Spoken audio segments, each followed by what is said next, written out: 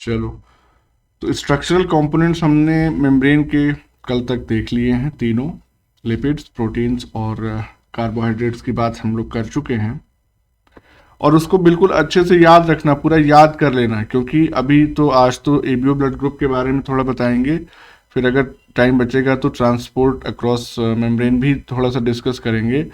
तो ये जो ट्रांसपोर्ट अक्रॉस मेम्ब्रेन वाला टॉपिक है, इसमें फिर से वही सारे एग्जांपल्स जो है आपको मिलेंगे देखने के लिए, और उनका डिटेल यूज़ कैसे हो रहा है, जैसे करियर प्रोटीन्स, चैनल प्रोटीन्स, क्योंकि इन्हीं के थ्रू मैक्सिमम ट्रांसपोर्ट होता है मेम्ब्रेन को के थ्रू। तो इसलिए वो चीज़ें याद रहेंगी तो अच्छे से कोरिलेट कर पाओगे। तो let's start today's topic. ABO blood group के बारे में हम बात करेंगे। वैसे तो इन जनरल ब्लड ट्रांसफ्यूजन के दौरान मेनली दो टाइप के ब्लड ग्रुप्स का इस्तेमाल होता है, एक एबीओ सिस्टम और दूसरा आरएच सिस्टम। तो आरएच सिस्टम को अभी नहीं डिस्कस करेंगे, अभी हम लोग डिस्कस करेंगे mainly ABO blood group system को ही, और आरएच भी बाद में हम लोग डिस्कस करेंगे जब हम लोग फिजियोलॉजी, ह्यूमन फिजियोलॉजी में ब्लड सर्कुलेशन वाला चैप्टर या टॉपिक पढ़ेंगे। तो देखिए, बेसिकली ब्लड ग्रुपिंग किस बेसिस पे करते हैं, इसका जो बेसिस होता है वो होता है presence of some specific types of antigens on the RBC membrane. तो इसका मतलब ये हो गया कि जो प्लाज्मा मेम्ब्रेन है आरबीसी की, प्लाज्मा मेम्ब्रेन ऑफ आरबीसी, उस पे एंटीजेंस प्रेजेंट रहते हैं, कंटेन्स मेनी एंटीजेंस या मेनी टाइप्स ऑफ। नंबर की तो हम बात ही नहीं करेंगे, मॉलिक्यूल्स में नंबर तो बहुत होता है, उसको तो हम काउंटलेस कह सकते हैं, लेकिन यहाँ टाइप्स की बात कर रहे हैं, मेनी टाइप्स ऑफ एंटीजेंस। और इन्हीं एंटीजेंस के बेसिस पे अलग अलग ब्लड ग्रुप्स जो है वो तय होते हैं। तो इसका मतलब क्या हो गया कि blood is categorised into different blood groups, और कम से कम अभी 24 ब्लड ग्रुप्स जो है वो जाने जा चुके हैं, कहीं कहीं 30 भी मेंशन्ड है, इसीलिए यहां पे एटलीस्ट लिखा है, 24 से ऊपर ही है। तो ब्लड ग्रुप्स एटलीस्ट 24, और उसका बेसिस क्या है,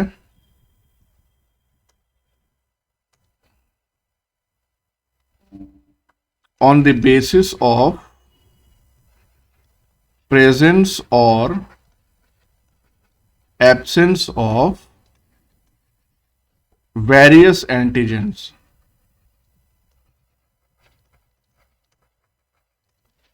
ठीक है, सर ह्यूमंस में 24 ब्लड ग्रुप? हाँ बेटा, लेकिन इस्तेमाल जब ट्रांसफ्यूजन के लिए किया जाता है तो मेनली दो ब्लड ग्रुप्स का ही इस्तेमाल हम करते हैं, एबीओ सिस्टम का और आरएच सिस्टम का, क्योंकि एंटीजेंस के ही बेसिस पे ये डिफाइन किया जा रहा है, और टाइप्स ऑफ एंटीजेंस बहुत सारे पाए जाते हैं आरबीसी के ऊपर, लेकिन वो इतने क्या कहें उसको, इतना ज़्यादा कंट्रीब्यूट नहीं करते हैं, खास करके जो एलर्जिक रिएक्शन है या जो एग्लूटिनेशन रिएक्शन है, अगर हम दूसरे ग्रुप्स का ब्लड डाल दें तो उन एंटीजेंस की तादाद बहुत लिमिटेड होने की वजह से वो कोई सिग्निफिकेंट रिएक्ट। आवाज नहीं आ रही है? आ रही है। आ रही है सर, रुक रुक के आ रही है बात। तुम्हारे यहाँ नेटवर्क नहीं है। हाँ, क्योंकि यहाँ तो हाँ बेटा, घबराओ नहीं, इसका सब, ये सब रिकॉर्डिंग भी हो रही है, अगर कोई ऐसी दिक्कत होगी तो रिकॉर्डिंग भी हम शेयर कर देंगे। फिलहाल इधर से नेटवर्क का कोई इशू नहीं है, नेटवर्क यहाँ पे तो ठीक है, मेरे यहाँ तो ब्रॉडबैंड ही चल रहा है, तो कोई दिक्कत नहीं है। तो बाकी लोगों को आ रही है आवाज? Yes yes sir. Sir. Okay, देखो तुम्हारी कट के आई, कौन बोला? चलो ठीक है। तो हाँ, वही हम बता रहे थे कि एंटीजन की कितनी तादाद है आरबीसी की सरफेस पे, जैसे मान लो कि ये आरबीसी है, हम जानते हैं बाई कॉनकेव शेप की होती है, समथिंग लाइक दिस।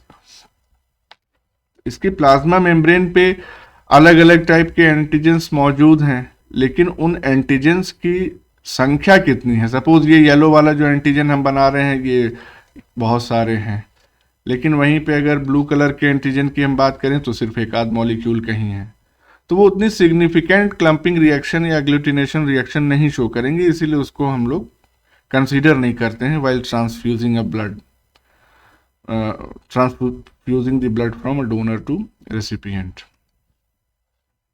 तो ये बात है। तो अब देखिए, मेनली एंटीजन ही है बेसिस या क्राइटेरिया। तो अब ये एंटीजेंस के बारे में अगर हम कुछ डिस्कस कर लें कि जो ब्लड ग्रुप एंटीजेंस होते हैं वो होते क्या हैं। तो ब्लड ग्रुप एंटीजेंस, और इसके बाद से हम एंटीजेंस को शॉर्ट में एजी ही लिखेंगे। तो ब्लड ग्रुप, हाँ, ब्लड ग्रुप एंटीजेंस मतलब उसको हम कैटेगराइज कर सकते हैं। यहाँ तो सिर्फ उसकी बात हो रही है, अगर एबीओ ब्लड ग्रुप सिस्टम की तो ग्लाइकोप्रोटीन है, लेकिन हम सबको लेके चल रहे हैं जो 24 डिफरेंट ब्लड ग्रुप्स बना रहे हैं। तो they can be either carbohydrate, जैसा कि हमको एबीओ सिस्टम में मिलता है,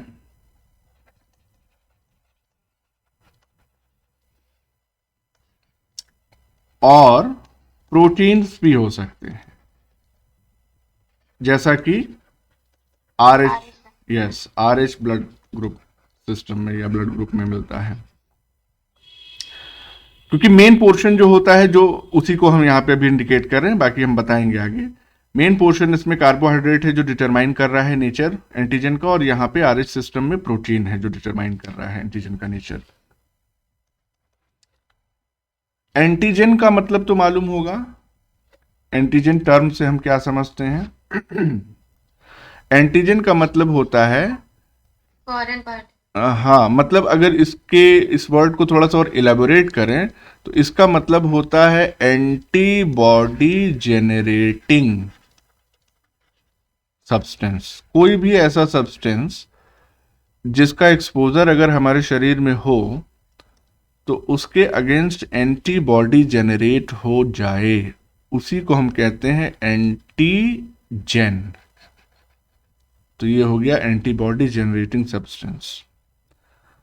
it can be of any class, बहुत वैरायटी होती है एंटीजेंस में भी।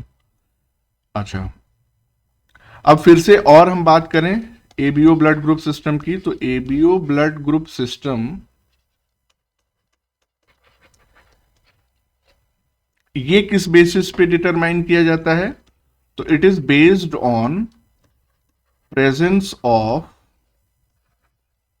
ए, बी एंड एच एंटीजेंस।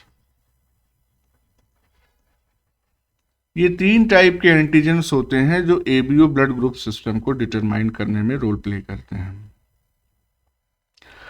अब यहां पे हम स्पेसिफाई कर दे रहे हैं कि जो एंटीजेंस हैं, ये एंटीजेंस क्या हैं? They are complex oligosaccharides, complex oligosaccharides. और ये किस फॉर्म में प्रेजेंट रह सकते हैं? They are present as glycoproteins और ग्लाइकोलिपिड्स।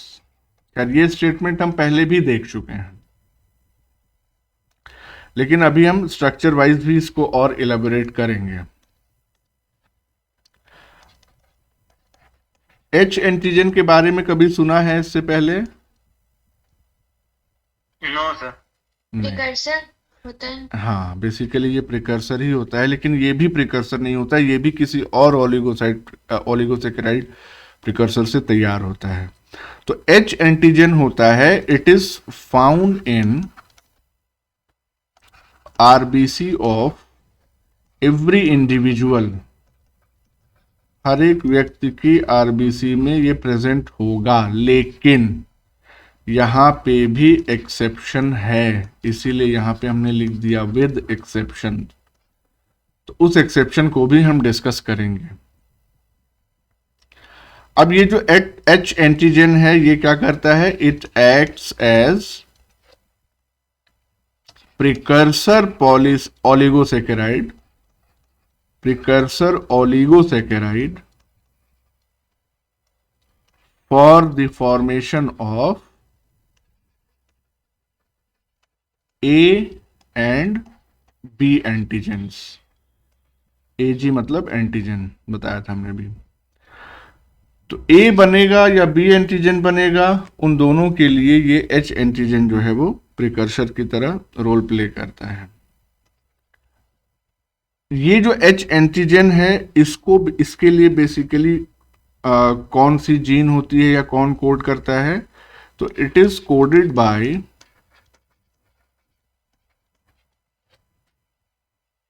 एक्चुअली एंटीजन नहीं कोड किया जाता है, दिस विल बी रॉन्ग, क्योंकि एंटीजन क्या है, ओलिगोसेकेराइड है। कार्बोहाइड्रेट को थोड़ी कोई जीन कोड करती है, जीन हमेशा प्रोटीन को कोड करती है। हम यहां पे अलग से बात कर लेते हैं, let's talk about H gene, तब ज्यादा क्लियर होगा कॉन्सेप्ट। एच जीन क्या है, तो एच जीन जो होती है it is present on chromosome 19, chromosome number 19 पे प्रेजेंट होती है। और इसको डिनोट कैसे करते हैं, इसका जो जेनेटिक लोकस है उसको डिनोट करते हैं 19q13.3 इन ह्यूमंस। क्रोमोसोम का जब स्ट्रक्चर हम डिस्कस करेंगे तो वहां पे ये इलेबोरेट करेंगे, लेकिन बस just to make you aware, 19 का मतलब कि क्रोमोसोम नंबर 9 हो गया, Q मतलब कि हाँ उसकी आर्म, कौन सी आर्म, दो आर्म होती हैं, P आर्म Q आर्म, तो यानी कि हाँ शॉर्ट आर्म लॉन्ग आर्म, तो Q लॉन्ग हो गई। 13 जो होता है उसका सेक्शन होता है, वो लॉन्ग आर्म कितने सेक्शन में डिवाइडेड है, और 3 जो है उसका सब सेक्शन होता है कि 13वें सेक्शन का तीसरा सब सेक्शन। तो इस तरह से हम जीन के लोकस को डिफाइन करते हैं या कोड में लिखते हैं। तो क्रोमोसोम का जब स्ट्रक्चर देखेंगे तो वहां पे थोड़ा सा इलाबोरेट करेंगे। तो ये इसका जीन लोकस है, यानी एच जीन जो है, बस फिलहाल इतना जानिए कि 19वें क्रोमोसोम में प्रेजेंट होती है। और चूंकि ये जीन है और हमारे सेल्स में पाई जा रही है, तो इसके कितने एलील्स होंगे, दो। तो it has two alternative forms,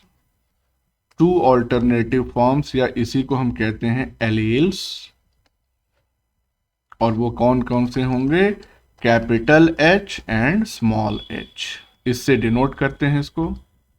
इतनी बात समझ में आ गई।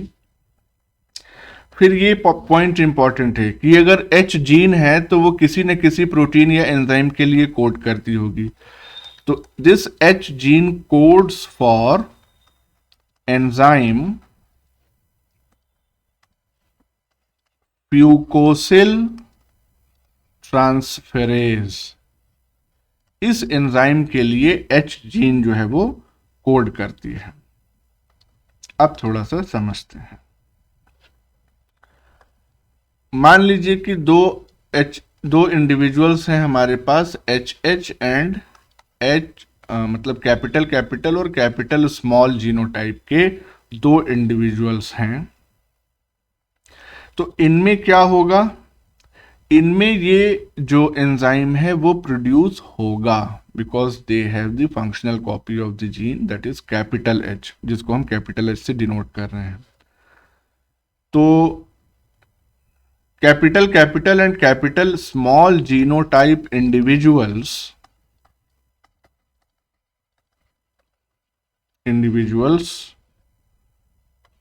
Produce this enzyme. सभी बच्चों को ये बात समझ में आई, ये जो लाइन हमने लिखा है इसका क्या मतलब है? Yes sir. Yes sir. नहीं, जिसको आ रहा है बस वही बोल रहा है, जिसको नहीं आ रहा है बच्चे वो भी बोलो। तो हम थोड़ा सा और इलाबोरेट करें, नहीं तो फिर आगे बढ़ेंगे हम ना। किसी को प्रॉब्लम है इस सेंटेंस को समझने में, ये सेंटेंस क्या कहना चाह रहा है?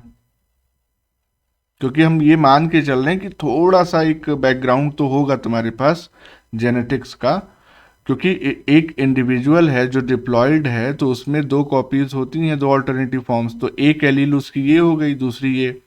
यहाँ पे क्या कंडीशन है? होमोजाइगस डोमिनेंट वाली कंडीशन है, और यहाँ पे हेट्रोजाइगस कंडीशन है। तो चूंकि फंक्शनल कॉपी जो है वो कैपिटल एच से रिप्रेजेंट की जा रही है, इसलिए इस इंडिविजुअल में और इस इंडिविजुअल में, दोनों में ये एंजाइम प्रोड्यूस होगा। और ये एंजाइम बेसिकली करता क्या है? नेक्स्ट सेंटेंस में अगर लिख दें कि this enzyme adds fucose to a precursor, fucose एक मोनोसेकेराइड है, तो this enzyme adds fucose to a precursor oligosaccharide and leads to the formation of H antigen।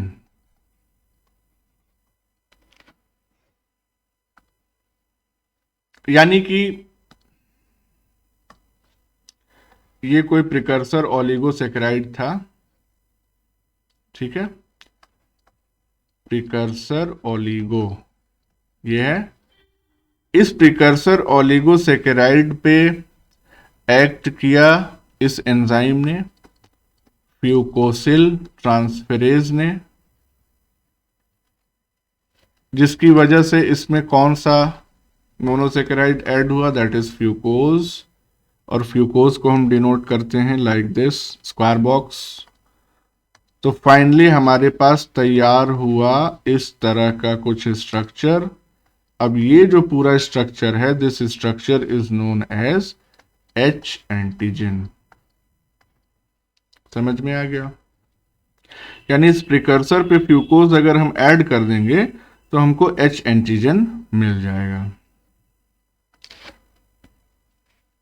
अभी हम डायग्रामेटिकली इसको और अच्छे से एक्सप्लेन करेंगे तो बातें और क्लियर हो जाएंगी। अब नेक्स्ट टाइप के इंडिविजुअल्स की अगर हम बात करें, यानी कि होमोजाइगस रिसेसिव जिसको हम कह रहे हैं, तो एचएच जीनोटाइप इंडिविजुअल्स, क्या इनमें ये एंजाइम प्रोड्यूस होगा? No sir. नहीं नहीं होगा। होगा। यस, तो they do not produce the enzyme. बार बार नाम लिखने की जरूरत नहीं है, याद हो जाएगा आपको वैसे ही। तो वही फ्यूकोसिल ट्रांसफेरेज, तो they do not produce the enzyme and दस,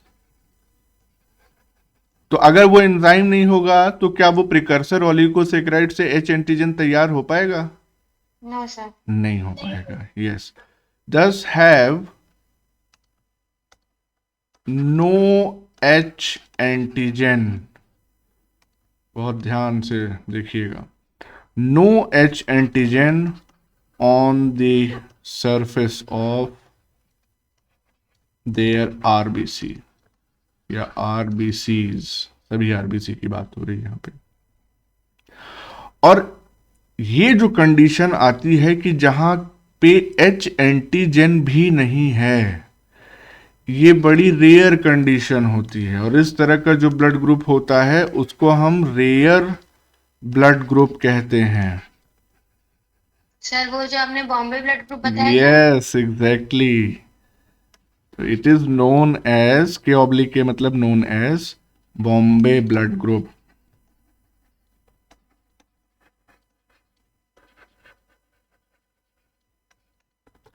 तो इसका मतलब कि ए और बी एंटीजन का जो ये प्रिकर्सर है एच एंटीजन, वो भी इनके आरबीसीज पे नहीं पाया जाता है। तो इसीलिए ये बात अब यहां पे मेंशन हो गई। नेक्स्ट अब हम बात करेंगे कि इस H एंटीजन से A एंटीजन कैसे तैयार होता है। तो the H antigen is converted into A antigen by addition of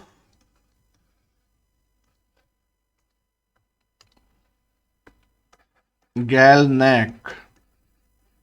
अब ये GalNAc क्या है? GalNAc का मतलब होता है एन एसिटाइल गैलेक्टोसामीन, इसी को शॉर्ट में GalNAc कह देते हैं। तो H एंटीजन पे अगर GalNAc एसोसिएट हो जाएगा या अटैच हो जाएगा तो this H antigen will be converted into A antigen.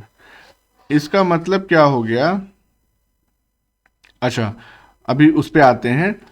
इसको अटैच करने के लिए भी एक एंजाइम जिम्मेदार होता है, यानी कि this addition is catalyzed by और उसका सिंपल नाम है कोई एंजाइम GalNAc ट्रांसफेरेज। तो ये क्या करेगा? ये एंजाइम ये H एंटीजन से GalNAc को एसोसिएट करा देगा, और ये जो GalNAc ट्रांसफेरेज एंजाइम है ये कौन सी जीन कोड करेगी? तो which is coded bye A gene. तो H जीन जो है वो कोड कर रही थी फ्यूकोसिल ट्रांसफेरेज के लिए, A जीन कोड करेगी GalNAc ट्रांसफेरेज के लिए, और सिमिलरली बी वाले की भी बात कर लेते हैं।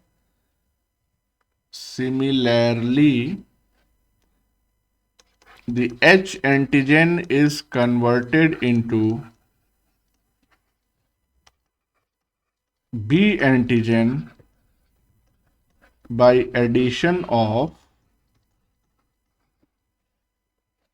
क्या जोड़ेंगे यहां पे? गैलेक्टोज। सिंपल, एक गैलेक्टोज रेसिड्यू जो है वो जुड़ जाएगा तो H एंटीजन जो है वो B एंटीजन में कन्वर्ट हो जाएगा। और इस रिएक्शन को कौन कैटेलाइज करता है? This addition is catalysed by, इसका भी नाम बहुत सिंपल है, कैटेलाइज्ड बाय गैलेक्टोज या गैल ट्रांसफेरेज। तो गैलेक्टोज को शॉर्ट में यहां पे गैल लिख देते हैं। तो गैल ट्रांसफेरेज, और गैल ट्रांसफेरेज को कौन कोड करेगा? B gene. तो which is coded by B gene. अब ये जो ए और बी जीन्स हैं इनकी लोकेशन क्रोमोसोम पे कहां होती है और किस क्रोमोसोम पे होती है? तो ये भी जान लीजिए, both A and B genes are present on chromosome 9।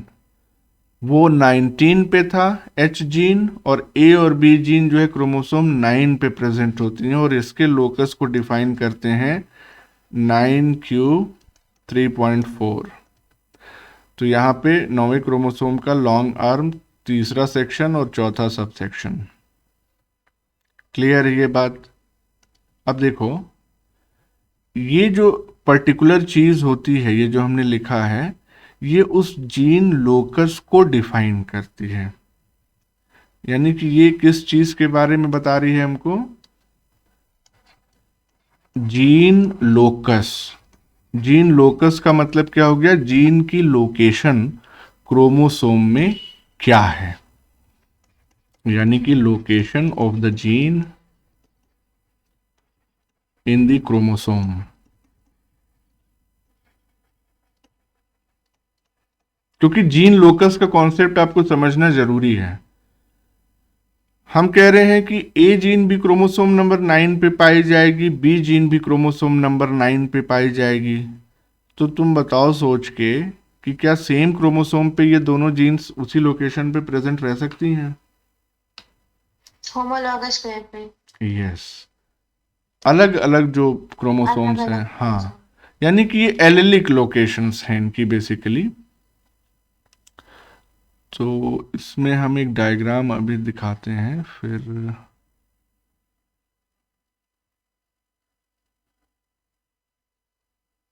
कहाँ गया, हाँ यस,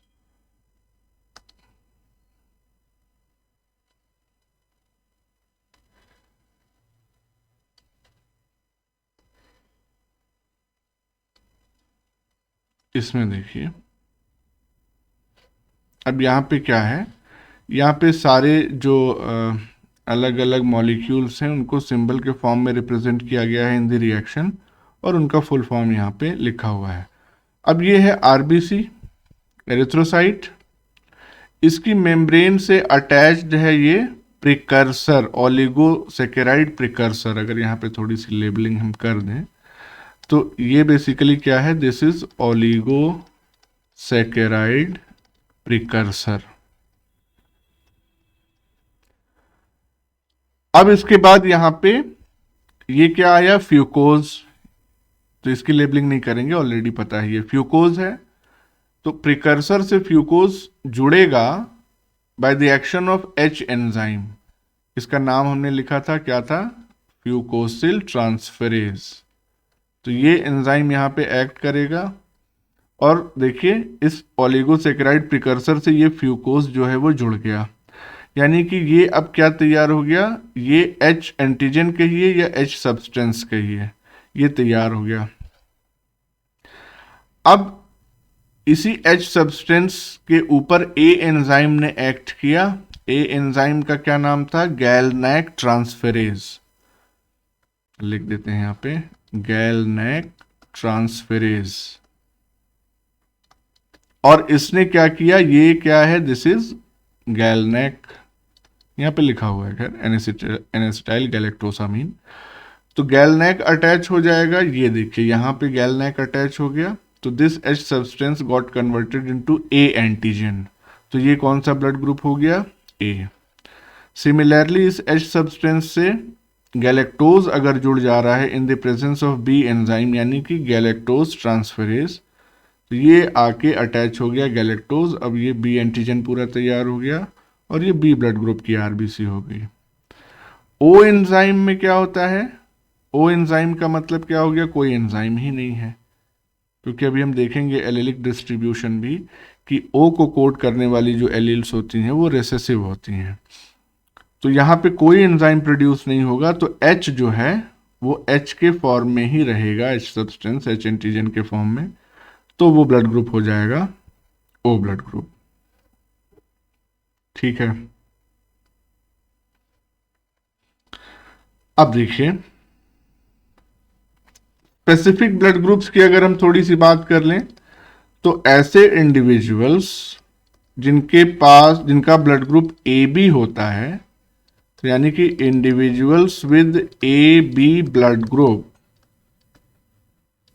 ए बी ब्लड ग्रुप possess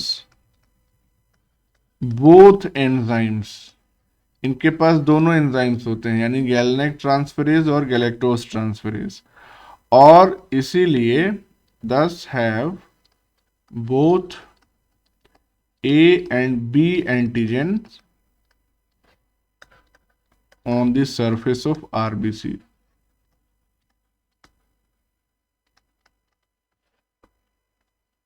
जबकि ओ ब्लड टाइप का जो इंडिविजुअल होगा उसमें क्या कहानी होगी,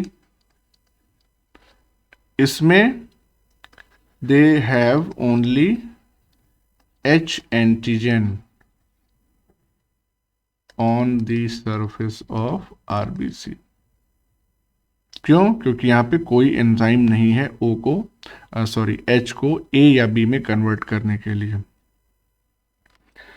अब हम बात करेंगे जेनेटिक लोकस की। तो मेनली हम जेनेटिक लोकस की अगर हम बात करें नेक्स्ट पॉइंट में, लेट्स चेंज द कलर। तो जो जेनेटिक लोकस हमने आपको अभी बताया था ए और बी जीन का, तो genetic locus 9q3.4 has 3 alternative allylic forms. इस लोकेशन पे या इस लोकस पे 3 एलेलिक फॉर्म्स प्रेजेंट हो सकती हैं, और वो कौन कौन सी हैं? IA, IB एंड IO, जिसको कभी कभी हम लोग स्मॉल आई से भी डिनोट कर देते हैं, लेकिन यहाँ पे हम IO लेके ही चलेंगे। आई का फुल फॉर्म क्या होता है बताओ? इम्यूनोग्लोबुलिन। नहीं बेटा, वो IG होता है। आई का फुल फॉर्म होता है आइसो एग्लूटिनोजन।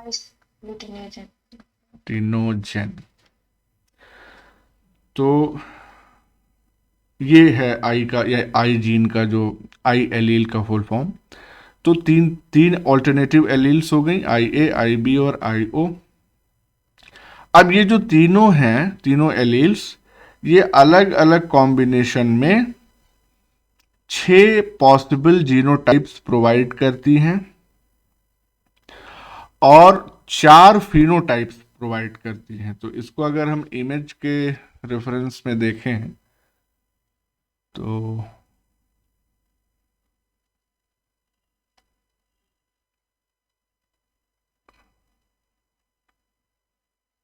मेरे ख्याल से वो इमेज अपलोड करना हम भूल गए।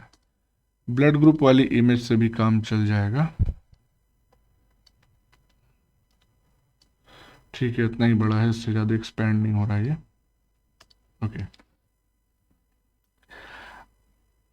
अब यहाँ पे देखिए,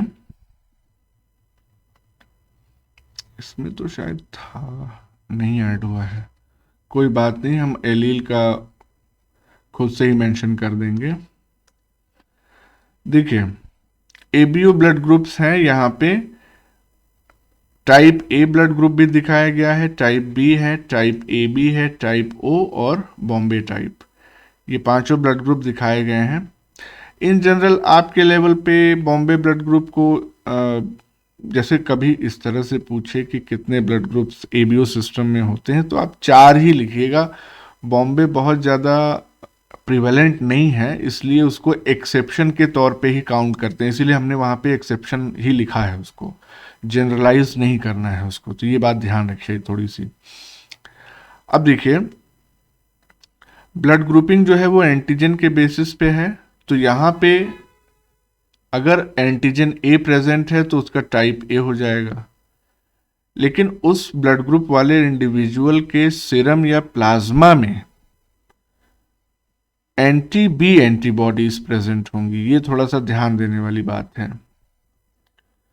कभी भी जिस टाइप का एंटीजन होगा उसी टाइप की एंटीबॉडी नहीं होगी, नहीं तो ये आपस में ही जुड़ जाएंगे और क्लम्पिंग रिएक्शन स्टार्ट हो जाएगी, फिर हीमोलिसिस हो जाएगी, ब्लड RBC का ब्रेकडाउन हो जाएगा।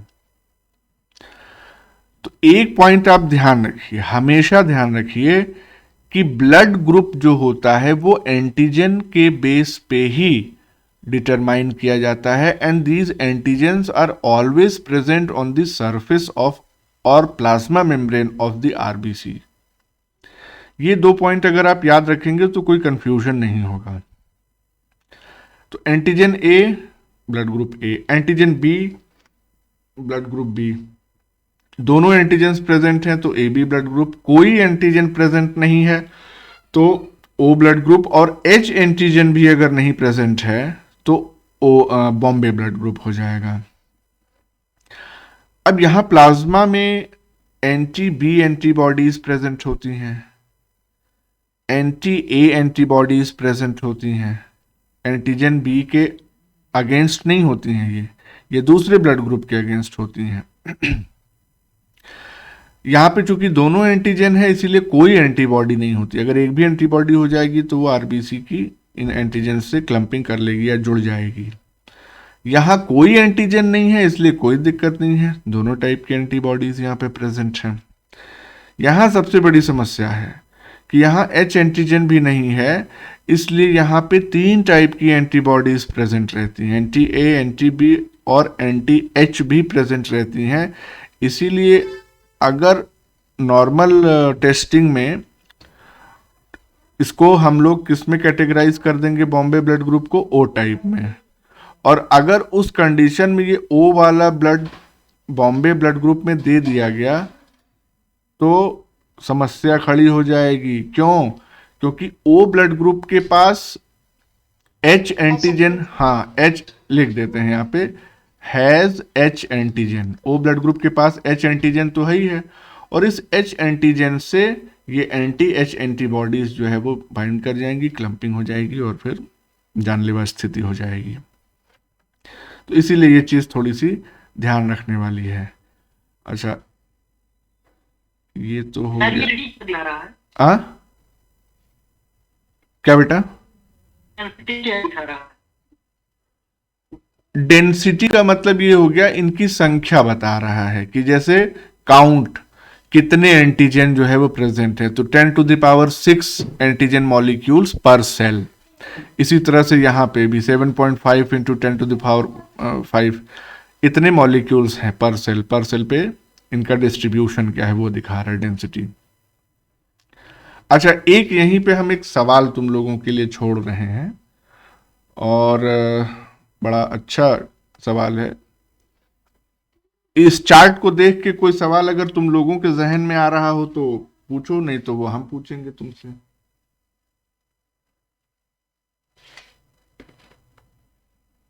बोलो, नहीं आ रहा है कोई सवाल जहन में?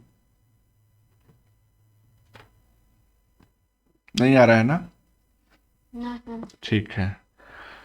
ये बेसिक इम्यूनोलॉजी का अगर कॉन्सेप्ट थोड़ा मालूम है, और हमको मालूम है कि कुछ लोगों को, तुम लोगों को पता होगा, बॉडी जो है वो एंटीबॉडीज कब बनाती है इन जनरल? जब हाँ, जब कोई एंटीजन से एक्सपोजर होता है, या वैसे भी during the maturation process of B cells antibodies जो है अलग अलग डाइवर्सिटी की वो तैयार होती रहती हैं। वो जीन रीअरेंजमेंट सिस्टम जो है, जब हम इम्यूनोलॉजी पढ़ेंगे तो देखेंगे कि कैसे हम लोग ऑलरेडी इतनी सारी एंटीबॉडीज़ बना के रखे रहते हैं, और जिसकी वजह से डे टू डे रूटीन में जो माइक्रोब्स हैं, पैथोजेनिक ऑर्गेनिजम्स हैं, उनके खिलाफ थोड़ी इम्यूनिटी हमारे पास, नेचुरल इम्यूनिटी जिसको हम कहते हैं, वो बनी रहती है। तो वो तो जीन रीअरेंजमेंट से होता है। लेकिन फिर भी यहाँ पे आपके दिमाग में ये ख्याल आना चाहिए कि एंटी बी एंटीबॉडीज जो है वो नेचुरली प्रेजेंट है हमारे ब्लड में। क्या कभी हमारा बी एंटीजन से एक्सपोजर हुआ? आखिर ये एंटी बी स्पेसिफिक एंटीबॉडीज हैं, सोच लीजिए, इस एंटीजन बी के खिलाफ स्पेसिफिक एंटीबॉडीज बनी बनाई रखी हुई हैं टाइप ए इंडिविजुअल। मेरा तो ब्लड टाइप ए ही है, तो इसका मतलब मेरे ब्लड में ये एंटी बी एंटीबॉडीज प्रेजेंट होंगी। लेकिन भगवान की कृपा से आज तक कभी हमको ब्लड ट्रांसफ्यूजन की ज़रूरत नहीं पड़ी। तो आखिर ये एंटीबॉडीज बनी कैसे?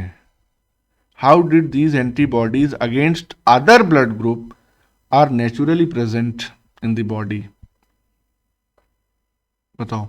एम्ब्रियोनिक स्टेज में मदर प्लेसेंटा से नहीं, वो तो स्पेसिफिक नहीं होती है ना, वो तो जनरल एंटीबॉडीज होती हैं, स्पेशली आईजीजी होती है ना, ये वाली तो लिखा हुआ है यहाँ पे। इसको सर्च करना, ये ऐसे थोड़ी मालूम रहेगा तुम लोगों को। सवाल समझ में आया? अभी नहीं सर। अभी नहीं आया। सवाल हम लिख दे रहे हैं यहाँ पे। क्वेश्चन क्या है? क्वेश्चन है कि how antibodies against other blood group antigen, antigen short में लिखते हैं, एंटीबॉडीज को भी शॉर्ट में ए बी लिख देते हैं, तो how antibodies against other blood group antigen are present naturally in the blood plasma। क्या अब समझ में आया सवाल? अभी भी नहीं आया समझ में? चलो, नहीं आया सवाल तो ये सवाल फिर हम पूछेंगे तुमसे जब इम्यूनोलॉजी पढ़ा लेंगे, क्योंकि तब ज़्यादा अच्छे से समझ में आएगा। एंटीजन एंटीबॉडी रिएक्शंस समझाएंगे, इन दोनों का क्या एक दूसरे से कोरिलेशन होता है, कैसे रिएक्ट करते हैं, वो सब जब समझ जाओगे बेसिक इम्यूनोलॉजी, तब शायद ये क्वेश्चन समझ में आए। कोई बात नहीं, जिसको समझ में आ गया है वो सर्च कर सकता है, नहीं समझ में आ गया तो घबराने वाली बात नहीं है, बाद में समझ में आएगा। ठीक है, तो अच्छा, जीनोटाइप्स यहाँ पे मेंशन नहीं हुए, जीनोटाइप्स भी इसी फिगर में मेंशन कर दें कहो तो, या लिख देते हैं सिंपली, ज़्यादा मुश्किल नहीं है। देखो, ब्लड ग्रुप्स कौन कौन से होते हैं ये तो सबको मालूम है। ब्लड ग्रुप्स हो गए ए बी एंड ओ। ये बेसिकली क्या है? ये होता है फिनोटाइप जो हमको नजर आता है बाहर से। और इन ब्लड ग्रुप्स के जो जीनोटाइप्स हैं वो, उनमें क्या क्या पॉसिबिलिटी है? तो ए वाला जो ब्लड ग्रुप है इसमें क्या हो सकता है? आई ए और दूसरा आई ओ। सिमिलरली बी वाले में आई बी या आई ओ, और इसमें तो एक ही होगा आई बी, और इसमें भी एक ही होगा आई ओ। तो टोटल जीनोटाइप्स कितने हमको मिल रहे हैं? 1 2 3 4 5 6। तो टोटल नंबर ऑफ जीनोटाइप्स 6 है, और फिनोटाइप कितने हैं? 4 ही हैं। तो फिनोटाइप की संख्या 4 है, जीनोटाइप्स की संख्या 6 है। ठीक, अब यहां पे एक स्टेटमेंट लिखना ये जरूरी है। इस तरह का अरेंजमेंट जो हमने आपको बताया, ये जस्टिफाई होता है एक सिंपल सी स्टेटमेंट से या एक्सप्रेशन से, I A is equal to I B. ये बी लिखा है, अच्छे से लिख दें इसको, and both are greater than I O. ये स्टेटमेंट समझ में आई किसी को? ये जो एक्सप्रेशन है ये समझ में आया? Yes sir. I B dominant है ओ के ऊपर क्योंकि वो रिसेसिव। ठीक है, और आपस में को डोमिनेंस शो कर रहे हैं। को डोमिनेंट है। ठीक है, इस चीज को हम यहाँ पे इलाबोरेट कर दे रहे हैं। इस एक्सप्रेशन का मतलब ये है कि allele I A and allele I B are codominant. अब अगर कोडोमिनेंट का मतलब नहीं मालूम है तो ये थोड़ा सा दुख की बात है, इतना तो मालूम होना चाहिए सभी लोगों को।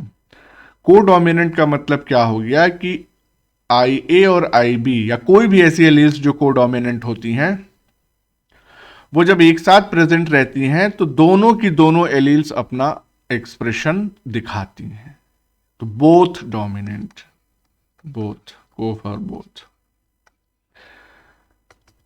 उसके लिए एक्सप्रेशन क्या लेके आए हम? I A equals to I B बराबर है, and both I A and I B alleles are dominant over I O allele. ठीक है, तो इसका मतलब आई ओ एलील जो है वो कैसी एलील है? ये एक रेसेसिव एलील है। और बेसिक जेनेटिक्स, रेसेसिव एलील्स अपने आप को सिर्फ और सिर्फ होमोजाइगस स्टेट में ही एक्सप्रेस कर सकती हैं। तो वो कंडीशन हमने यहाँ पे देख ली, होमोजाइगस कंडीशन है यहाँ पे। यहाँ पे कौन सी कंडीशन है? यहाँ तो हेट्रोजाइगस कंडीशन है। यहां भी होमोजाइगस कंडीशन है, यहां भी होमोजाइगस कंडीशन है, लेकिन यहां पे हेट्रोजाइगस कंडीशन है। लेकिन चूंकि ये डोमिनेंट एलील है तो ये अपने आप को एक्सप्रेस करेगी। सिमिलरली आईबी के केस में है। तो ये हो गया। अब देखिए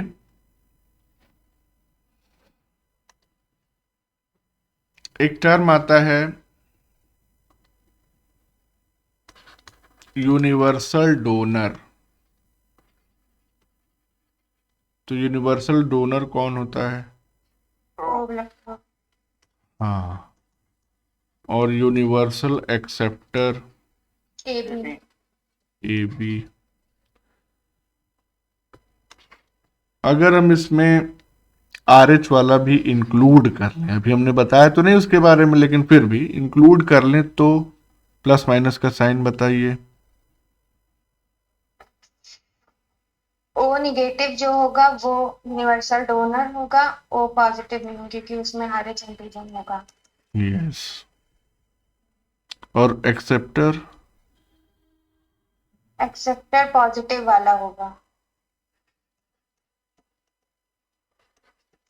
उससे क्या फायदा होगा पॉजिटिव वाले से? पॉजिटिव वाले से क्योंकि उसमें RH एंटीजन है हाँ, तो फिर RH एंटीजन। वही तो हम समझना चाह रहे हैं। Universal acceptor. हाँ एंड क्या मतलब उसके बाद सारे एंटीजन है, मतलब हम समझ नहीं पा रहे हैं क्या पूछ- हम ये पूछ रहे हैं कि फिर ये पॉजिटिव है तो ये एक्सेप्ट कैसे कर लेगा, यही जानना चाह रहे हैं बस। अरे नेगेटिव का मतलब क्या हो गया कि आर एच एंटीजन जो है वो नहीं है। एब्सेंट है। पॉजिटिव का मतलब कि R H antigen, R H भी एक एंटीजन होता है बच्चों, जान लो बाकी लोग भी। हाँ, इसके बाद एंटी RH एंटीबॉडी होती है। R H antigen present. किसके पास एंटी आर एच एंटीबॉडीज होंगी? AB के पास। फंस गई ना। क्या सर समझ नहीं जो रही। यही तो हम पिछले इसमें समझा रहे हैं यहाँ पे, यही इसीलिए तो ये क्वेश्चन भी हमने पूछा था। Yes, जो एंटीजन होगा उसके अगेंस्ट एंटीबॉडी कभी नहीं होगी ब्लड प्लाज्मा में। एंटीजन ए अगर है तो यहां एंटी बी एंटीबॉडी है, एंटी ए एंटीबॉडी नहीं है। yes, sir. जो भी एंटीजन प्रेजेंट होगा आरबीसी की सरफेस पे उसके अगेंस्ट कभी भी एंटीबॉडीज नहीं प्रेजेंट होंगी प्लाज्मा में, नहीं तो आपस में क्लंपिंग हो जाएगी। Yes. तो इसी तरह से अगर ये पॉजिटिव है यानी इसके पास आर एच एंटीजन है तो तो क्या? इसमें यस, यानी कि no anti R H antibodies in plasma. ये बात ध्यान रखिएगा। और यहां पे anti R H antibody present in plasma. तो सर आपका क्वेश्चन था कि ये कैसे प्रेजेंट होती है पहले से, हाँ, वो तो क्वेश्चन अभी भी है। अभी भी है। हाँ, वो उस क्वेश्चन का तो अभी जवाब नहीं आया। ये तो हम क्यों ये एक्सेप्टर है और क्यों ये डोनर है ये डील कर रहे हैं हम लोग। तो देखो ये एक्सेप्टर इसलिए है कि ये किसी से भी ब्लड ले सकता है। क्यों? क्योंकि इसके पास ना तो एंटी ए एंटीबॉडीज होंगी, ना तो एंटी बी एंटीबॉडीज होंगी, और ना ही एंटी आर एच एंटीबॉडी। यानी इसके पास कोई एंटीबॉडीज नहीं है। तो कोई भी ब्लड डाल दो, जब एंटीबॉडी है ही नहीं तो कोई भी ब्लड आएगा तो एंटीजन के खिलाफ इसके पास कुछ है ही नहीं हथियार लड़ने के लिए, तो एक्सेप्ट कर लेगा खुशी खुशी। लेकिन ओ निगेटिव के पास दिक्कत क्या है कि anti R H antibodies present हैं। तो इसका मतलब इसको आप दे तो सकते हैं किसी को, लेकिन ले नहीं सकता ये किसी से भी ब्लड। तो ये चीज थोड़ा सा देखने वाली है। ठीक है आवेश बेटा, आवेश। यस। तो हाँ ये कॉन्सेप्ट समझ में आ गया। अच्छा, अब देखो, अगर मान लो ब्लड ट्रांसफ्यूजन गलती से बिना ब्लड मैच ग्रुप मैचिंग के हो गया, यानी कि अनमैच्ड ब्लड ट्रांसफ्यूजन हो गया, तो क्या दिक्कत होगी? तो unmatched blood transfusion leads to agglutination, या जिसको हम क्लम्पिंग कहते हैं, एंड हीमोलिसिस, जिसको हम ब्रेक डाउन कहते हैं, ऑफ आरबीसी। क्योंकि होगा क्या कि अगर कोई आरबीसी है, वो हमने बिना मैचिंग के दूसरे ग्रुप में डाल दी, तो आरबीसी के पास अपना जो भी एंटीजन है, मान लो सपोज करो कि ये एंटीजन है, तो इस एंटीजन से जो पेशेंट है जिसमें डाला जा रहा है ब्लड, उसके पास एंटीबॉडीज इसके अगेंस्ट अगर हुई, तो वो एंटीबॉडीज जो है वो आके बाइंड कर जाएंगी, लाइक दिस। अब ये एंटीबॉडी जब बाइंड करेगी तो सिर्फ एक एंटीजन तो है नहीं, बहुत सारे एंटीजन होंगे आरबीसी की सरफेस पे, उसे बहुत सारी एंटीबॉडीज जो है वो बाइंड करेंगी। तो बाइंडिंग के बाद ये, अच्छा, एक आरबीसी से यहाँ बाइंड की, इसी के बगल में ये दूसरी आरबीसी भी होगी, नो डाउट, क्योंकि ब्लड ट्रांसफ्यूज किया गया ताज़ा ताज़ा। तो इस वाले से इसका ये वाला विंग, ये वाली आर्म बाइंड कर जाएगी। इसी तरह से बाकी एंटीबॉडीज, तो ये क्या करेंगी, खूब ढेर सारी आरबीसी को क्लम्प करके इकट्ठा कर देंगी, और जब इकट्ठा हो जाएंगी तो पहले तो ब्लड फ्लो नहीं हो पाएगा, तो कंजस्टिव हार्ट फेल्योर भी हो सकता है, जान चली जाएगी उसमें। दूसरा, अगर बहुत ज़्यादा क्लम्पिंग नहीं हो रही है तो भी जितनी क्लम्पिंग बनी, इसको इकट्ठा हुई एंटीबॉडीज़ को बाकी सेल्स इम्यून की देखती रहती हैं कि कहाँ पे झुंड बना रही हैं, फिर वो चली आएंगी। तो फैगोसाइट्स भी आ सकती हैं, या ये सेल्स आ सकती हैं जो इसमें आरबीसी में पोर डेवलप करना शुरू करेंगी, फिर इसमें छेद हो जाएगा, उसमें पानी भर जाएगा, और उसके बाद इसका ब्रेकडाउन या हीमोलिसिस हो जाएगी। तो सीवियर रिएक्शंस होती हैं, लाइफ थ्रेटनिंग कंडीशन वो हो जाती है। तो this was all about ABO blood group system. इसमें कोई डाउट तो नहीं है? कुछ नया सीखने को मिला तुम लोगों को? Yes sir. हम्म